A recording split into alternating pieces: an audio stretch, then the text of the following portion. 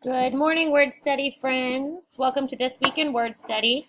Today we are going to sort number 3, syllable juncture letter K.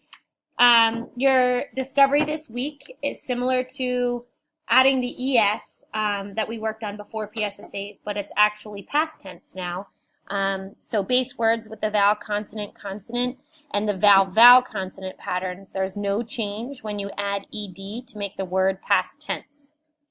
And base words with the vowel, consonant, E patterns, you need to drop the E and add ED to make the word past. This week, the digital, which makes it, we'll add the sort that we use. So you can click sort and get to. Let's take a look at words range first. The vowel, it has an FT in the word lift. Just have to goes for the word comb, dress, and staff. All these words are vowel, consonant, consonant. So you just have to add the ED. Vowel, consonant. Again, you just have to add the ED in past tense. So words like it gained, which is past tense. Break, heel, lean, out, gain, vowel, consonant.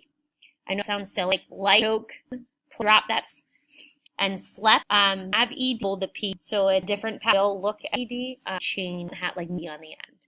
Discover is at the base consonant, and when you add, I hope you guys